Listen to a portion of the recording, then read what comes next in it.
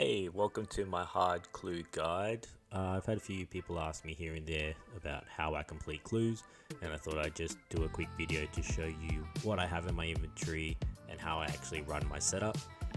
Again, this is not, an optimal way to do it. It's not best in slot, technically. It's just the way that I do it and the way that I'm comfortable doing it. So if some of this stuff works for you, by all means, go for it. If you think the way that I do it's absolutely ridiculous, then that's fine. That's fine too. I never claimed to be the best, so look, this is just what works for me, and it's become second nature now, and it's just what works, and that's okay too. A few of the requirements that have been recommended, as you'll find on the wiki. A lot of this stuff is kind of null and void at the moment now with the new updates. So gathering clues is a lot easier now, so you don't need to have the scripture of Bic, and you don't need to have the spirit attraction potion. You definitely don't need your essence of finality or an elder overload salve. I'm not sure why that's ever been in there, because killing a double agent when it appears is actually fairly easy. It takes like 2 swings and they're pretty much down. I think they only have like, I don't know, 5, maybe 8k HP. A lot of this stuff I actually don't have, so I don't have a nature amulet, which you'll see down the bottom there. I don't have the desert amulet because I haven't finished all of the achievements. I don't have the quiver that you see that's equipped. I don't have those because I just don't have them unlocked. So again, I do what works for me. You'll see in my inventory that I have a lot of the stuff that is kind of recommended in there. But I just use different things. So you've got the Sophanum dungeon token, but I just use the Leela's favor, which you get from a quest, I believe.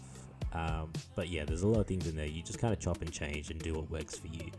I would 100% recommend the Scepter of the Gods, because that is going to be very necessary for the Pyramid Plunder teleport, which appears quite often when you're running hard clues. In terms of the quest requirements, on the left side here you've got the fairly easy requirements which you need to unlock to do most of the hard clue steps. The one on the right here, that's for the Amasket quest line. I would recommend that one purely so that you have the opportunity to get a boon, and when a boon procs, what happens is that it will finish the clue immediately. Now that one's more helpful for elites and master clues. Hard clues are pretty easy because it only requires 4 to 5 steps anyway. And if you have a Totem of Treasure on Anachronia, then there'll be one less clue step that you actually have to do anyway. So the Amasket quest line isn't necessary for hard clues, but I would definitely recommend it for elites and master clues if you intend to complete those. Here you have the skill requirements, which are fairly low. A lot of these you can probably hit within half hour or an hour. So they're not too high. The item requirements are for your hidey holes, your hard hidey holes. I would definitely recommend just buying these. Honestly, if you want to go ahead and smith some of these items or create the jewelry, etc., by all means go for it. If you have access to the Grand Exchange, I 100% just recommend you buy them, because honestly, some of these things, it says 208k here, but really, you have to buy some of them over mid, might be 100% over, but it will still be like 10k for an iron square shield that I can't be bothered just sitting there making it. So it's not a big deal. Just buy it. Sorry, if you want to make it, by all means, and you have the time, go for it. But I just am lazy. Here's my action bar. I use a spade quite often because a lot of the times the meerkat isn't necessary because the double agent won't actually appear. You'll find out pretty quickly which dig spots require a double agent to be killed and which ones don't. So if it doesn't, I prefer to save a meerkat scroll if I can. If not, then that's fine. I'll just dig, and so I've got that on my action bar instead. You will need the Globetrotter shorts, so that helps you out because for your emote. So if you have the hidey hold filled, you can just press that and then it will do the emote for you. You can see there I'm using Ancient Spellbook.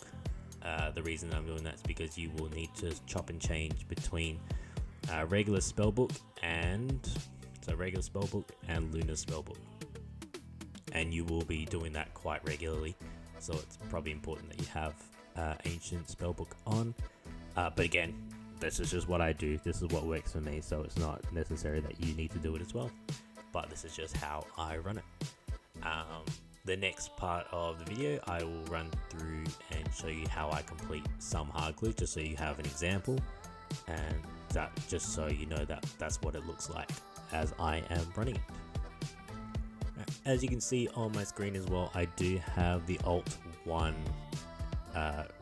plugin and the clue trainer that is above here. I highly recommend that because the Alt 1 clue solver is quite outdated. So the clue trainer is the updated version, and it will essentially tell you pretty much exactly what to do, or it'll solve things for you easier, and it's fine. It's a completely safe third-party app to use. You can't be banned for it, so it's highly recommended that you do use it.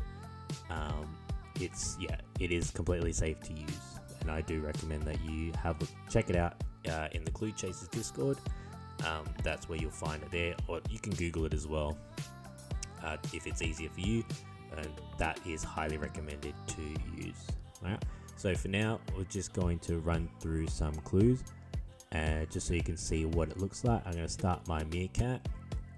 I also haven't unlocked a summoning totem, I can't remember what it's called,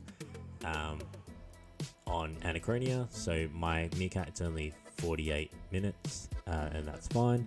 I have unlocked the Totem of Treasure, so that does allow me to have one less clue step, so I think it'll be like, I don't know, 5 instead of 6 or whatever it is.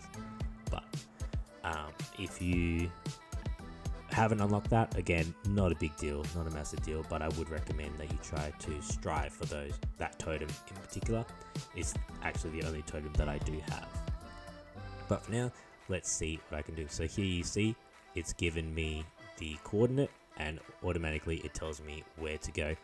So I know that I just have to go to Eagle's Peak, and I run south,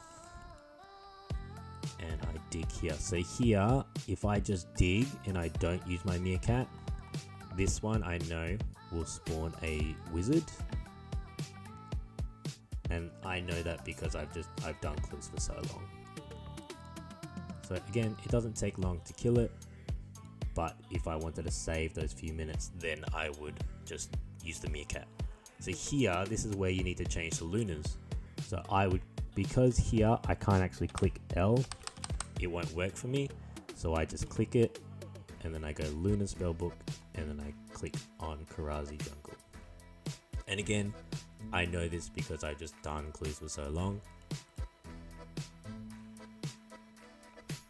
So this one as well, this one I know spawns a wizard. So rather than having the wizard, I would just press my B, which is my meerkat, and it automatically digs. This is your watchtower, so go to Dave's Spellbook, watchtower. I'm not going to talk through the entire guide, but I thought I'd just show you a few things. I like to surge and dive there just to make it a little bit quicker. Again, send me back to Karazi Jungle.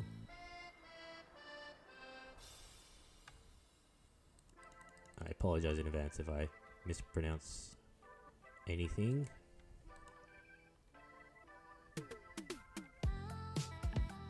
Done. It was that like 3 steps. So it's fairly easy. So see how this didn't change?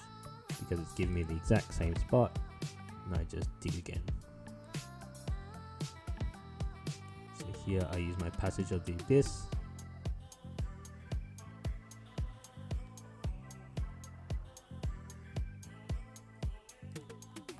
And this is what a puzzle looks like.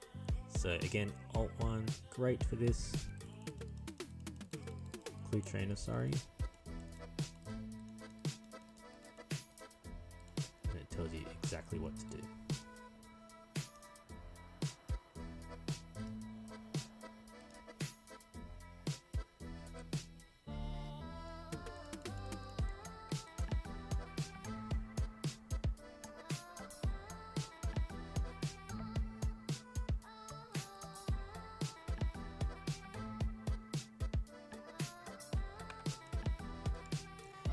I'm going to stop talking and I'm just going to let you watch me complete some of these clues. I will speed up the clip a little bit because it can get a little bit boring just watching me run around and dig here and there, but I'll show you exactly just kind of how easy clues can be and how fast you can do it. Alright, enjoy. If you like it, like and subscribe the video. You know, I'll put out an elite clue guide and a master clue guide as to how I do it. Again, this isn't optimal, this is just how I do it as a casual gamer. Thanks for watching.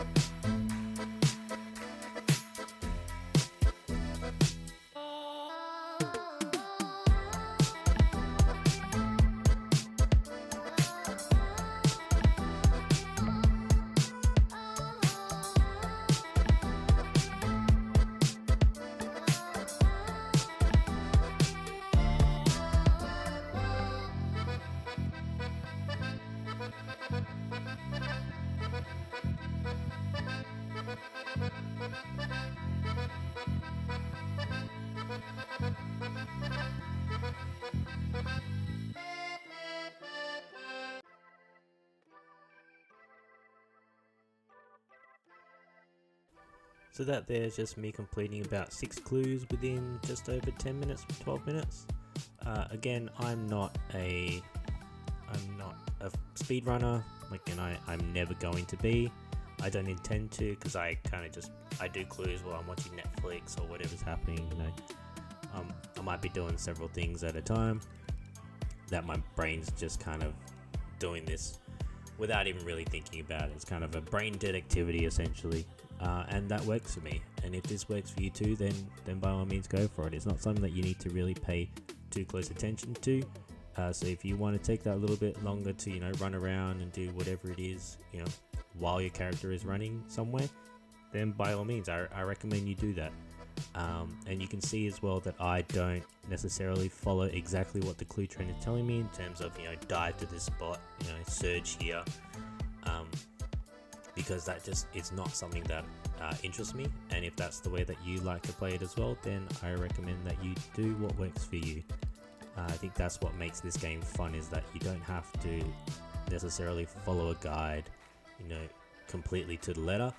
You can do it to however works, what works for you. But again, if you like this video, please like and subscribe. I'll be putting out a couple more how-to guides, like I said, for elites and masters as to how I complete them. Again, not optimal, not best in slot, just this is what works for me day to day, and this is what gets me going with my clue journey. But thanks for watching, and I'll catch you on the next one.